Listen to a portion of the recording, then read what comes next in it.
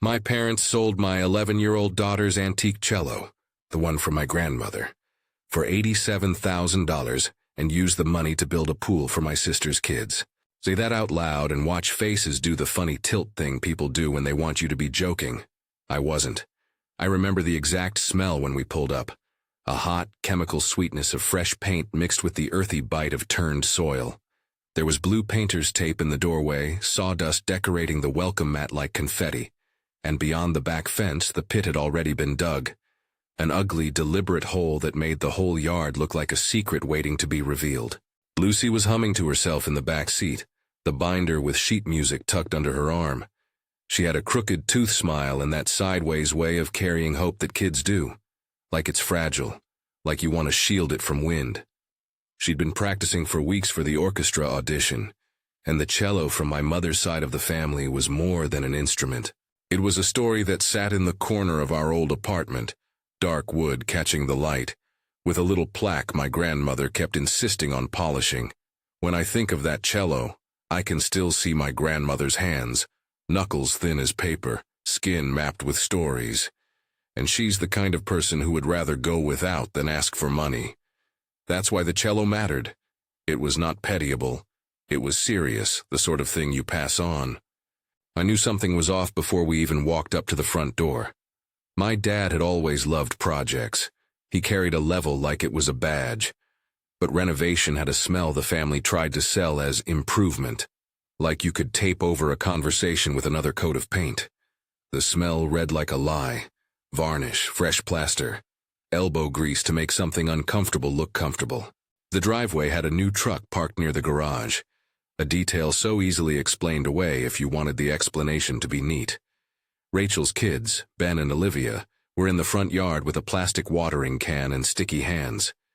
They were being taught to love a pool they hadn't asked for in the way you teach a child to say thank you, when there is nothing to be thankful for. We came in through the side door, Lucy trailing me. The music room was just as it had been when we'd left it, the humidifier humming like a small lost beast, a corner lamp shedding a soft circle of light next to the music stand. The cabinet where the cases usually sat, where the cello's case should have been, was locked and empty. The lock a simple little twist that somehow felt violent in the quiet. There was a spot on the rug where the cello lived, a shadow in the fibers that matched its shape, and for a moment Lucy just looked at that empty space like it meant nothing at all. Then she shrugged, not with resignation but with the polite confusion children have about the dimensions of adult choices. "Where's your case?" I asked, too casually. My voice wanted to be kind, to let the room lie to me. My hands did not want to believe otherwise. My father was leaning against the kitchen counter when I went through to find them. He had paint on his forearms, and that small upward tilt to his mouth he used when he thought a problem would explain itself away with a hammer. My mother was chopping something. She always fed witnesses a plate. And Rachel was loading the dishwasher with deliberate, almost theatrical slowness. It was one of those domestic tableau families set up when they were practicing for strangers. "We handled it," my mother said before I could ask. It came out casual, a tone that had been rehearsed. She didn't look up from the chopping as if the knife could keep an eye on the truth for her. "You know how much dust was in there. The case smelled like mildew. The strings were old. We thought selling it would be the easiest thing." "Sold it?" The word felt like an animal kicked under a table. My mouth moved before my brain caught up. "Who sold it?" They exchanged the small, empathetic glance families who share a secret do, the one that says we will protect each other's ignorance. Rachel's hand on the dishwasher handle tightened. "A collector came by," she said, like announcing a meal. "They offered enough. It was a family asset." Family asset. The phrase landed like a stone. I could hear my grandmother's voice in memory. Crisp, precise, measuring, and the word asset would have been alien to how she treated anything she loved. Handled it, and family asset. Two banal phrases wrapped like bandages over something that deserved a name. "You didn't ask me?" I asked. My throat tightened because asking was me stretching toward the shape of what this meant for Lucy. "We didn't want to upset your grandmother," my mother said. "We didn't tell her because she wouldn't understand. She gets overwhelmed. You mustn't tell her. Don't tell your grandmother. They said the line like handing me a bowl and expecting me to be grateful. Those words were a kind of command that pretended to be protection. It was the same move they'd made for years. Take, explain it as kindness, and then expect silence on the grounds of sparing someone's feelings. The room smelled of lemon cleaner and something like the remnants of a celebration they had prepared in advance. Lucy stood there and tried to understand the space where her cello had been. She didn't make a scene. She didn't throw herself across the carpet. She touched the spot the instrument had occupied the way you test a memory with a finger. Her hand trembled for a second. She smiled anyway, small and crooked. Maybe it's getting fixed, she offered, an invention children make when they are taught that adults know better. She's only 11, Rachel said, as if that justified the erasure. And honestly, when with the money, think of the kids. They needed a yard. We needed something for the grandchildren. This is what happens when something that belongs to one child becomes useful to another child through adult hands. Entitlement is often sold as generosity. For the grandchildren was the cloak they wore, a noble cause explanation that allowed a choice to appear inevitable rather than selfish. I left the kitchen with Lucy's binder tucked under my arm, and we walked back to the car in silence. The humidifier hummed behind us like a sleeping animal. Lucy sat in the back and opened the binder anyway, smoothing a page she didn't have a cello to play. She started humming again, the same song she'd been humming on the drive over, the way fingers map a line of music even when there's nothing to hold. That night she practiced on a rental instrument I could afford. Husband earnings style but respectable, a substitute that shrunk every phrase she played. The notes were thin, like a radio signal with half the wattage. I watched her, and the house around us felt like it had been taken out of context. I kept expecting some adult to own up and say, yes, we made a mistake. But no one called. No one apologized. It was as if the cello had been a decorative object after all. Sleep didn't come easy. When I finally drifted, I heard the echo of my grandmother's voice reminding me to keep things in order, to document, to make sure the important things stayed where they were supposed to be. She believed in paper. She believed in writing down the things that mattered before the world tried to rearrange them. That belief felt suddenly prophetic. You didn't realize how much you needed documentation until the moment someone else's convenience rearranged your child's future. The thinking part of me, the part that's been in too many fights that involve more paperwork than passion, started to gather evidence in the way you gather scarves on a cold day. Receipts, photographs, appraisals.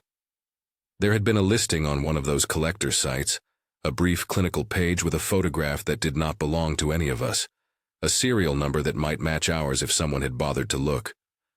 I Googled the luthier's mark until my eyes watered. My neighbor, bless her, sent me a message the next day. Spotted a crane at your parents' on Tuesday. Pool work? She included a picture of a half-empty backyard and a man in a hard hat. The comments on Rachel's social posts were full of congrats and little heart emojis. The pool posed as generosity in public and as theft in the quiet. But whatever shreds of self I had left that preferred restraint had to yield to Lucy's small, persistent future. She had an audition to prepare for. She had a quiet endurance that would one day look like dignity. And I wasn't going to be the adult who eroded the runway for a child's landing. So I chose to do what my mother hadn't. I went to my grandmother. Grandmother lived in a small assisted living facility about 20 minutes away, the kind of place that smelled like brewed tea and detergent, a refuge for dignity that time had gently eroded. She was in the common room, knitting a pale scarf out of the sort of yarn that tried to look like something softer. Her hearing aid was out. She liked to take it out when she felt conversations were getting emotionally cheap. And when I sat down, she invited me to tell her everything with the steady attention of someone who had long ago decided to stop pretending not to hear. I told her. I told her the smell of paint and the sound of saws. I told her Lucy's humming and the empty corner with the shadow on the rug. I told her the exact phrasing my mother had used. Handled it, family asset, don't tell your grandmother. I watched the expressions cross her face like weather in a small storm. She did not gasp. She did not cry theatrically. She folded her hands as if everything important could be summoned by patience. Did they have the right to? I asked. Because sometimes you ask a question to make the other person do the counting. She didn't answer immediately. Instead, she reached under her purse and pulled out a slim envelope I knew had been waiting for justification. Inside was a typed sheet, an appraisal she'd had done years ago, a note about the instrument being part of a trust for Lucy, language she used like a shield. She was always careful with language. The paper read, "Held in trust for Lucy." Those were words that made adult behavior measurable. They were not the same as truth enforced with a gavel, but they were a boundary with teeth. "My lawyer," she said finally, as if introducing someone in a living room was the same as introducing legal power, "will want copies. He'll want to see proof the sale took place and who received the funds. We can't shout into the wind. We need paper." Her calm changed the quality of things. I felt my breaths recalibrating to her pace. The woman who had taught me how to fold a fitted sheet into a rectangle as if it were a moral exercise was now explaining how to gather proof. She told me to take photos of the empty space in the music room, to get contact info for the buyer if any of them could remember, to look in the ledger where she kept her own notes about the cello. She was exact like that, certain things tucked into a drawer as if the world were a filing cabinet, and justice lived in the folder marked with its name. "I don't like making people uncomfortable," she said, and then she looked up at me with a small, hard smile. "But I'm not here to be comfortable, Emily. I'm here to be fair." She asked for the serial number if I had it. She asked if there were any receipts for repairs. She asked me to bring the appraisal and any photos of the cello in the house over the years, the way the varnish caught sunlight in 1998, the scratch Lucas had left with his toy truck when he visited. Her questions were mundane and specific. I felt as if I were being taught how to build a case out of love. "We'll involve Andrew," she said at one point, as if naming him set a procedure in motion.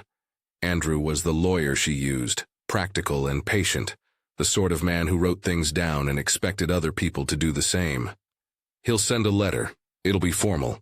We will see how they respond." "Will it get the cello back?" I asked, because the question had a child's urgency, the desire for repair rather than retribution. She folded the sheet of paper between her fingers like a farmer inspecting a seed. "It should," she said. "But the thing to remember is what we are asking for. Not revenge, not punishment. We want what was promised to Lucy kept for Lucy. If the person who bought it is a collector who paid in good faith, he may demand repayment. If so, we will be reasonable. If not, we will take further steps. But first, gather the proof." There are moments when you realize that the world is built on procedures you can follow. My grandmother's clarity was a map. For the first time since we'd walked into the silent music room, the possibility of restoration seemed concrete rather than magical. Her plan did not rely on theatrics.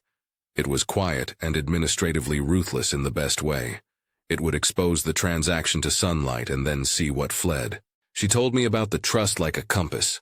You don't make a trust to be dramatic. You make it because you want the future to have instructions you can rely on. You don't want a future that is made up daily by whoever is the loudest in the room. "Do you think they'll fight it?" I asked, because I could see their faces in my head.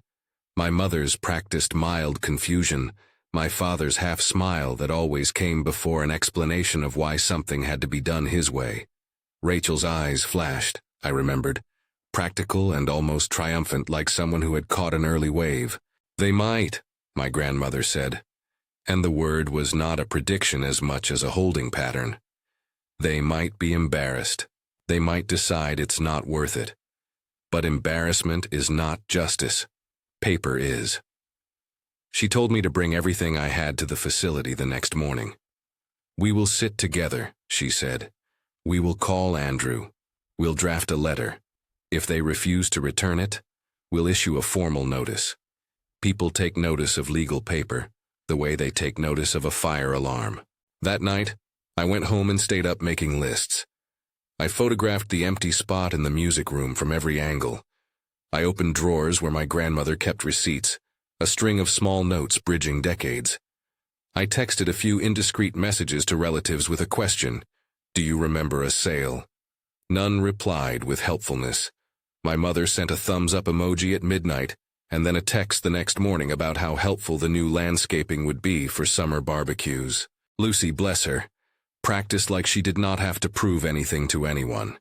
She held her back straighter when she took the bow, as if posture might reconstitute what had been taken. The next morning I drove back to the facility with an envelope heavy with copy paper with printed photos with the appraisal. My hands were steady in a way that indicated I had made a promise. My grandmother looked at the papers and then reached for her phone. When she dialed, she didn't have to leave room for anyone else to interpret what she was about to do. She placed a call and listened. I couldn't hear the other end of the line, but I watched her face become a map of purpose. She put her phone down and told me our next steps. Andrew would draft a letter asserting that the cello had been held in trust for Lucy and requesting its immediate return, or, alternately, that any purchaser be informed of the trust so they could respond. She said words like appraisal and repayment plan and notice, as if each term was a tool in a box. She looked at me and added, "We'll do this properly. We won't humiliate anyone. We'll do what is right." There is a strange, steadied force that comes when someone who has been wronged decides to be ordinary about correction. No drama, no spectacle, just paperwork and will. It steadied me in a way I hadn't expected. The world of insults and soft deceptions lived in hushes and euphemisms. The world my grandmother inhabited lived in dates, receipts, and letters. It felt like being given a map when you had been wandering in fog. On the drive back to my parents' house after the call, because I had to, because it felt right to face them now that I had more than emotion, the pit in the backyard was wider. The sun showed the literal and metaphorical hole they'd made. Lucy was quiet beside me. She looked small for a moment and then resolute, as if a river had finally found its bed. We walked into the house and the kitchen was as before, plates, the same casual words. My mother set down a bowl on the table and said, "You're upsetting everyone." "I'm upsetting you by asking for what's hers," I said. My voice had an edge and then I smoothed it. You can do a lot with a calm question. People explain themselves into corners. Mom's eyes dropped. Dad shifted his weight. Rachel's hands stilled over the sink.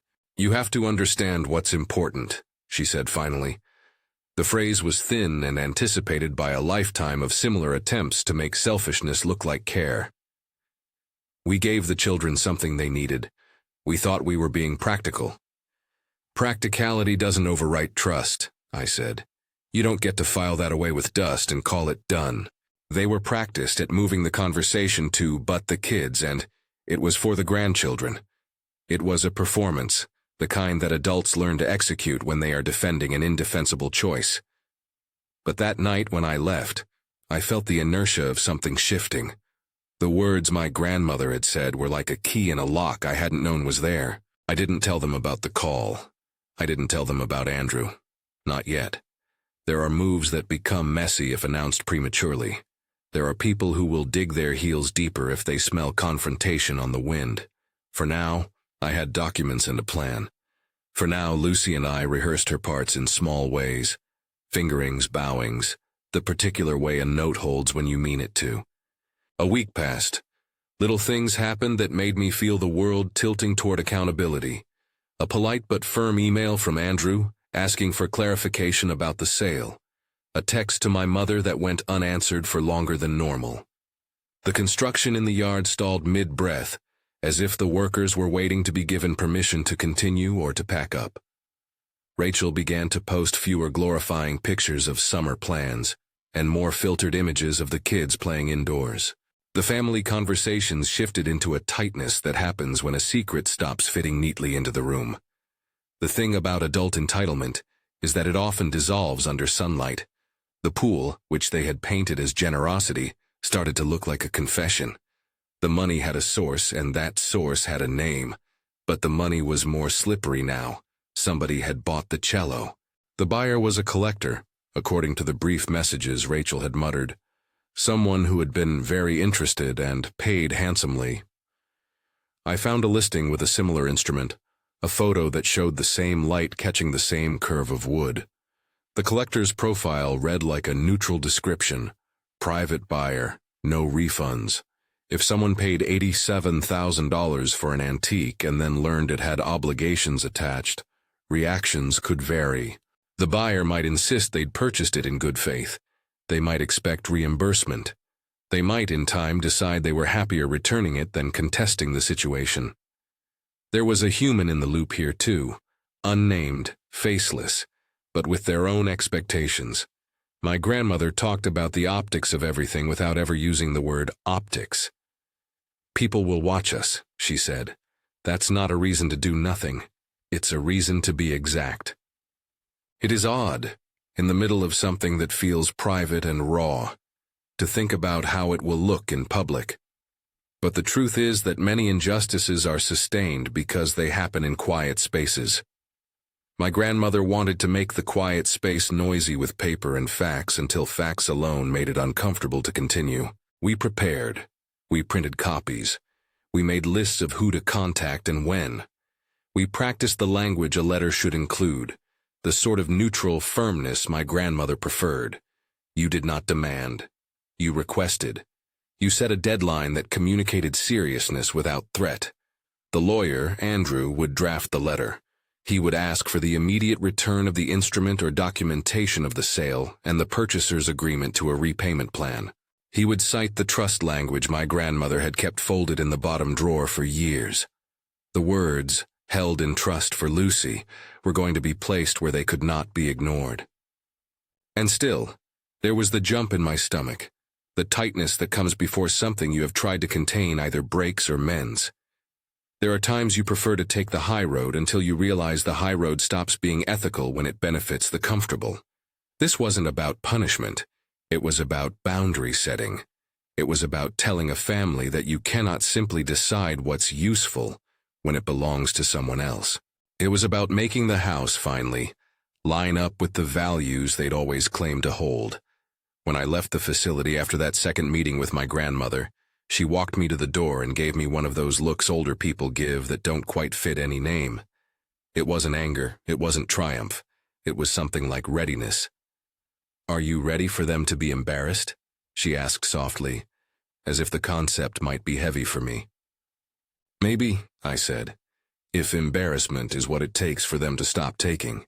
"Embarrassment is not justice," she said again, because she preferred repetition to ritual. But exposure is sometimes necessary for change. On the drive home, the hole in the yard looked different. The dirt made a crescent like a mouth wound. The workers were starting to backfill. My phone pinged. A short, formal email from Andrew acknowledging receipt of the documents and promising a letter to follow. The next steps were procedural. The thing we couldn't control, how hearts would shift, what their posture would do in the face of being called out. That thing was out of our hands. We had given it agency in the form of facts and lawyers, which, oddly, felt like a release. Lucy practiced that night by candlelight because the living room light seemed too small an offering for the size of what she had lost, and what she stood to regain. She made a sound and I heard it as someone else might hear a bell. Clear, durable, persistent. I watched her, and felt a fierce gratitude for the smaller things. Her refusal to be diminished. The way her left hand curved around the fingerboard as if it already knew the chords of recovery. The days folded into each other with a practiced containment. We were moving toward a reveal neither of us could fully imagine. There would be a letter. There would be a response. There would be choices for my parents to make that might either kneel to responsibility or attempt to rewrite the past with newer justifications. When the first formal letter arrived, it was the type of thing that lands in a house and rearranges its furniture. It stated plainly that the cello had been held in trust for Lucy and requested its return or repayment within a specific time frame. It offered a clear option: return the item or arrange for repayment of the purchase price if the buyer demanded compensation. There was room for negotiation. There was also, in the lawyer's tone, an implicit time frame that communicated seriousness without theatrics. I don't want to overdramatize what happened next because much of it was the small, mean choreography of adults trying to look like rational humans, while their behavior was anything but. There were private calls I was not on, messages that betrayed a certain panic beneath a still-practiced cheerfulness. Rachel's posts became fewer and more curated. My mother began to clean with a focus I'd never seen before, a sort of preemptive domesticity, polishing surfaces as if gloss could replace consequence. We stood, Lucy and I, on the porch one evening, and watched the sun lay itself over the unfinished pool. Ben and Olivia were inside, playing with a sprinkler someone had set up in the stroller. The whole scene felt like a photograph that had been suddenly proven to be counterfeit. Lucy put her hand in mine and squeezed. "Do you think we'll get it back?" she asked, like a person asking if the future would still contain music. "I hope so," I said, which was true but not a guarantee. Hope in the absence of certainty is the small muscle we exercise until something better arrives. The next move was not mine to make, but it was mine to follow through on. The documents were with my grandmother. The letter would be sent. We would see who replied and what they chose to make of being asked to account. The thing I learned in that week, and it mattered for everything, was that sometimes protection looks like paper and patience. Sometimes it looks like exposing a small theft to light and letting the light do its work. When the reply came, it landed in the form of a terse voicemail on my grandmother's phone and a more formal message through Andrew the lawyer. The buyer, described only as a collector in the messages we received, had been informed and was willing to discuss repayment if it turned out they had purchased the instrument without knowledge of the trust. My parents' first reaction was to request time and privacy, a kind of pleading that attempted to reframe wrongdoing as an unfortunate family miscommunication. My grandmother's reply, calm as a ledger, refused to allow miscommunication to stand in place of respect. "We're asking for what is Lucy's," she said to me in the afternoon, folding a napkin in half as if sorting resolve from the mundane. "We will be reasonable. We will be stern. We will not let this be called a miscommunication." There is a moment when the cumulative small acts of correction begin to create pressure points in the life of those who benefited from the wrongdoing. You could see it in the way my father's jaw clenched when he spoke on one of the calls, in the way my mother's politeness became brittle. The family, which had been a single organism defending its privilege, began to show seams. I won't pretend everything moved quickly. Real life is not a novel that politely obeys the contrivances of neat closure. There were days of waiting, and nights of lists and small private victories like the way Lucy finally played through an entire piece without her sound looking like it had been mended. My grandmother kept to her plan: document, ask politely, escalate if needed. And then came the evening that would in private ways change the house. It was a Saturday. The aroma of hamburgers and chlorine mixed in the humid air as neighbors waved and congratulated my family on the future space for gatherings. Inside, plates clattered and guests laughed around a living room arranged to show off the new landscaping. Rachel had arranged a small progress party, light wine, lots of talk about summers and grandchildren. It looked exactly like the kind of public soothing that follows private theft. My grandmother arrived, not late and not early, in a sensible coat and without fanfare. Andrew was with her, quiet and precise. They walked in like professionals entering a case, not dramatic, not joyful, just present. My mother saw them and froze mid-pour, the wine catching the light and not moving. The room quieted in the way rooms do when people sense a line being crossed into consequence. "What we have here," my grandmother said in a voice that demanded attention without asking for drama, "is a misunderstanding that became a transaction. The cello was held in trust for Lucy." For the first time since we had walked into the empty music room, the phrase "held in trust for Lucy" was said out loud in the house where the cello had been taken. It landed like a factual shell. People at the party shifted. Conversations faltered. The pool, which had been a source of pride for some, sat like an accusation in the backyard, gleaming in the dusk. That is where I'm going to leave you for now. On the edge of the public reveal, with the lawyer in the room and the grandmother's words sitting like a ledger between people who had been accustomed to telling themselves stories about generosity. There are responses to be made, choices to be taken, and lengths of time that will test the patience of everyone involved. This is where paper turns into a presence, and where quiet resolve meets the practiced comfort of people who had believed they could take what they wanted. Before I go on, stay with me. The reveal isn't where the story ends, it's where the consequences begin. The room held its breath the way living rooms do when someone says something true that can't be brushed aside. My mother set the wine down, and it trembled. My father went very still, as if holding motion could make the sentence melt. Rachel's hands were at her sides, fingers working like they couldn't decide whether to fold or strike. Andrew placed a slim envelope on the coffee table as if it were a surgical instrument. He didn't make a show of it. He opened it the way someone unfolds a map when they are used to reading coordinates.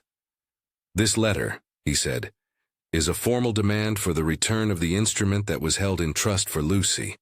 If return is not feasible, we will accept documented repayment for the sum the buyer paid, which, based on our appraisal, was $87,000. The words landed harder than I expected. The guests at the progress party shifted. Some laughed too loud in the doorway and then left as if their laughter had been a poor costume. The backyard pool, half-shadowed and still smelling faintly of chlorine and varnish, looked suddenly obscene. A gleam made out of someone else's promise. My mother made a face I recognized from childhood, the one people make when they are trying to invent an explanation under pressure. "Andrew," she said, voice thin and practiced. "We thought we were helping. We didn't think—" "It was held in trust for Lucy," my grandmother cut in, plain as announcement. She didn't raise her voice. She didn't need to. The phrase itself was a kind of argument. "We have an appraisal and the documentation. We are asking for the return. That is all." "Handled it," my father tried because the word was a refuge. "We handled it as a family asset. We thought—" "You called it a family asset," Andrew repeated, almost gentler than I felt. "A trust is not the same as communal property. There are beneficiaries. There are trustees. Your choices affect someone who is not you." Rachel opened her mouth and then closed it, the way someone who has rehearsed 1,000 defenses realizes they are being asked to answer a question that doesn't have the rehearsed script as a legitimate response. My mother, who had been counting on performance to deflect consequence, swallowed. "We didn't tell your grandmother. We thought she'd be upset. We thought—" "Don't tell your grandmother." The room seemed to echo, that old evasive mantra printed into their habits, like a cover you drag over damage. My grandmother had apparently grown tired of being left out of the loop on things she had planned for decades. She had decided to stop being left out. Andrew set a second paper on the table. It read in clean type, "Notice to vacate, 60 days. It wasn't dramatic language. It was a calendared instrument. He explained quietly, "Because the trust covers a portion of the property, and because trust funds were used or intended for the upkeep of that property for the beneficiary's use, the trustee is taking steps to protect Lucy's interest. This notice gives you 60 days to vacate the parts of the property governed by the trust." The way some people hear sirens and others can sleep through it, people in the room responded on different timelines. Rachel went white. My father let out a sound that might have been a laugh if felt smaller and more brittle. My mother grabbed for a napkin and folded it into hard, mechanical shapes. "This is extreme," my mother said. "It was not a question. It's a remedy," my grandmother said. "It is a way of making sure what was promised remains available to the person for whom it was promised." There was, in that sentence, a fairness so ordinary it made the room uncomfortable. The idea that promises have addressees, not flexible audiences. The party dissolved into a kind of thin, embarrassed quiet. People drifted toward the door with the same slightly embarrassed, disengaged energy with which families leave a church reception after the eulogy stings too close to home. The buyer, unnamed, described later only in corporate-style messages as a private collector, had been contacted, Andrew told us. He'd been polite, the kind of politeness that implies both care and calculation. Once informed of the trust, the collector asked to be given documentation. He wanted assurance. He also wanted restitution if it turned out he'd bought the instrument in good faith and would be asked to give it up. After a week of calls and an exchange of receipts, the buyer indicated he would be willing to part with the cello if the purchaser, that is, the people who had sold it, either repaid the $87,000 or arranged for the collector to be reimbursed under a legal agreement. It was not sudden law, it was a negotiation. There were a few days that looked like nothing on the surface. My parents retreated into the sort of private panic that cleans houses with a kind of frantic, defensive energy. They began, oddly, to busy themselves with the paperwork that suggested contrition without commitment. My mother left sticky, polite notes around the house that said things like, "Let's talk kindly." My father repaired a stair railing he'd never meant to repair, and then told anyone who'd listen that he had always been handy. Rachel put up one last Instagram post of Ben pushing a toy car across a rug, captioned with a heart emoji, as if the pool could be explained into innocence. But Andrew had set a date. He had issued a timeline. The buyer's willingness to discuss return if repaid meant there was an economically negotiable way back to the cello that didn't require making a moral enemy of the collector. That pathway placed responsibility where it belonged, on the people who had sold the instrument. It also put a clear figure into the room. $87,000 is a loud number. It alters the tenor of casual explanations. It makes "we thought it was best" sound like a flimsy mask. The repayment plan that followed was dull and ordinary and public in the way legal documents are. There were signatures. There were installments. My parents promised to repay the amount over a period of months, with specific dates and a clause that if payments failed, the collector could, under the agreement, reclaim the instrument permanently or seek payment through other channels. The collector ultimately agreed to return the cello to the trust once a down payment was made, and the repayment schedule was formalized. The cello's return would have to be coordinated as a transfer back into the trustee's custody. It was awkward and plain, and exactly the sort of thing that the rest of the world tolerates when it wants to appear civilized. The collector did not need the drama. He needed his money, or, failing that, the comfort that his purchase would be respected. The trust needed the cello. The people who had sold it needed, now more than anything, to account. Contracts were signed and scanned and put into inboxes like small, immovable tiles. Andrew handled the logistics. He was firm and contained. He drafted the repayment agreement and the formality the buyer required for assurance. He wrote letters that used the words repayment plan and good faith in ways that made them feel enforceable. My grandmother watched the documents the way she'd watched a garden being pruned. Careful, indifferent to hysteria. "Thank you," I told Andrew once, because people do not often thank lawyers in the middle of family collapses. He nodded like someone who had seen a particular strain of human stubbornness before and expected more. At the same time Andrew was negotiating, my grandmother moved on the trust itself. She took steps that felt less like retaliation and more like preventive medicine. She put certain assets into formal trust arrangement, with language that protected Lucy's access and enjoyment. She also set out terms for occupancy that made it clear that certain areas, spaces that the trust covered, were meant for Lucy and would remain so. The paperwork was not theatrically punitive, it was precautionary. When the cello finally came home, the return was not a grand TV-ready moment. It was quiet. Andrew coordinated the pickup with the collector. The cello arrived in its case on a midweek afternoon, the kind of hour that produces fewer cameras and more honest faces. Lucy had been at school. I had taken the afternoon off work, thinking I could not be in the house when it arrived, because it felt too intimate to watch it return. My grandmother and I met Andrew in the kitchen.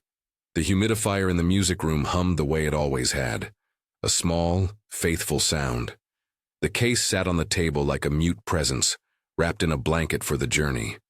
I could smell the faint leather of the case and a faint dust smell from travel. My grandmother watched me with a look that had traces of relief and something else. A kind of responsibility settled into the bones. "Hold her," she said to Lucy when she came home. And Lucy did as children do. She obeyed with a small, immediate grace. When the case was opened, my grandmother did it with a gentleness like a prayer. She touched the wood as if it were family, and then she lifted the lid. There it was, The familiar arch of the cello's back, the varnish catching the light in the old way. The luthier's mark visible when she tilted it gently. Lucy's hand went to the strings like a hand returning to a favorite place. She didn't scream or cry. She simply breathed out. And in that breath the house, or at least the music room, seemed to come back together. We did a small thing then, the sort of ceremony that felt right because little ceremonies scaffold real life. My grandmother took a ribbon from her sweater pocket and tied it around the case's handle. She did not make a speech. She didn't need to. The cello was held in trust for Lucy, she said again softly. It was the sentence that had started the whole sequence of stains in the air. It belonged to the room now, not as accusation but as fact. Lucy put an arm around the instrument and then looked at my grandmother with a certainty that children reserve for the people who show up when the world is wrong. "Thank you," she whispered, and there was no elaboration because children know how to compress gratitude into a single, perfectly measured word. There was, of course, more paperwork. The buyer was repaid according to the schedule my parents had agreed to. The plans meant that the $87,000 moved back, in part, in the form of contractual settlement, and in part in slow, uncomfortable installments. There were evenings when my mother sat and did arithmetic with a look of disciplined dread. There were conversations that stopped because the math got too close to admitting irresponsibility. And yet the biggest consequence wasn't the repayment itself. It was the publicness of it. The notice to vacate, 60 days, changed the way the house felt to people who had thought they could treat someone else's promise as an expense to be rearranged. People saw the practical consequences of a decision made without consideration for the person it affected. The pool, which Rachel had been so eager to show off, remained a half-built shape for weeks, as contractors paused. Ben and Olivia spent more time assembling makeshift games in the living room than running toward a finished backyard they had not earned. My parents argued privately, because that is what people do when they are forced to reconcile their choices with reality. They argued about timelines and money and what they intended. They did not say sorry with the sort of weight it would have needed. Instead, they paid and rearranged, and to their credit, made the repayments they had promised. That was not restitution in the full moral sense, but it was a kind of accountability that involved tangible action rather than mere remorse. Grandmother took steps to make further misuse difficult. She oversaw the trust paperwork in a way that ensured Lucy's interests would be clearer to future generations. She moved some assets into more formal protection. She did not gloat. When I asked her, months later, if she felt vindictive, she shrugged. "I felt orderly," she said. "Order is not cruelty. Order is a set of rules that prevent smaller people's decisions from dictating a child's future." Her choices had ripple effects I hadn't anticipated. She moved back into the house, not because she wanted to rule it, but because she wanted to be a presence. She took on the role of trustee in a way that felt like a living will, not a siege. Her presence made the house safe in a practical sense. Someone with paperwork and the will to use it was on site. That declaration made the trust something you could feel in the thermostat, in the way we arranged the music room again, in the calmness at mealtimes. Her knitting needles clicked in a place that felt less like a courtroom and more like a guardian. Lucy practiced. The humidifier sang its small, faithful song in the background as she worked through scales and then the more complicated pieces she'd been preparing for the audition. Her sound found weight again, not because the cello was perfect, but because it was hers. There was a dignity in watching a child relearn her instrument the way a person relearns language after being silenced. When the audition day came, she wore the sort of concentration that defies simple description. There was a small tremor in her fingers in the warm-up room, the kind of physical memory nervousness carries. But when she started, the piece came out like a person telling the truth after years of being interrupted. The conductor looked up with a small, almost surprised smile when she finished. When the acceptance email arrived a week later, Regional Youth Orchestra, a place she had worked toward for months, I remember the sound my grandmother made. Not an exclamation, but a quiet contentment, that made the living room feel like it had finally exhaled. We moved back into the house, in a way that looked like a return and felt like a re-establishment. My grandmother remained as trustee. We kept the humidifier in the music room and an old lamp in the corner. I watched Lucy practice and then pack the case for rehearsals, and then come back home and set it down with the kind of care that makes ritual out of use. The house smelled different, less like paint spray and more like lemon oil and rosin, like small, humble maintenance. Did my grandmother go too far? There were people who asked that question, sometimes with curiosity and sometimes with the indignation you expect from people who have been inconvenienced. My answer is complicated, and I keep it that way because life rarely fits neat moral boxes. But sitting in the kitchen months later, watching Lucy take her bow and then also watch my parents deliver another scheduled payment, I felt that her intervention had been necessary. It was not sweet. It was not theatrical. It was paperwork and patience, and a refusal to accept euphemism as justification. There were losses along the way. Family dinners became quieter. The shorthand of, "we did what was best," evaporated into accounting spreadsheets and lawyer emails. There were apologies that stumbled, and then resumed their polite but insufficient form. There were rifts with people who chose their pride over repair. But there was also a restored instrument, and a child who now had the runway people had tried to remove. Sometimes I catch myself smelling paint on the tail of anyone who announces improvement too loudly. You learn to register certain scents as warning signals. I listen for the humidifier's low hum now, and it comforts me in a way it didn't before. My grandmother, who taught me to file receipts as if they were prayers, taught me also that protection sometimes looks like tidiness. Lists, letters, deadlines. She taught me that boundaries are not about making enemies. They're about making room. People ask if I regret making the choice to confront them. They wonder if I should have kept my mouth shut, let the party pass, let the household carry on without pretending to notice a missing promise. I don't regret it because the person at stake was a child who had less leverage than her elders, and leverage is often the only currency that speaks in rooms of adults. In the end, the cello didn't just come back as wood and strings. It came back as a marker of who we were willing to stand up for. Lucy's acceptance into the orchestra felt like validation, not of the fight itself, but of the future the fight protected. My grandmother's hands, which had once polished the instrument religiously, now rest easier. The house feels like a place where promises have to be counted. So here's what I want to know from you. Did my grandma go too far, or did she not go far enough? Tell me in the comments. If this story mattered to you, subscribe. I'll share more of the small, ordinary fights that edge toward justice.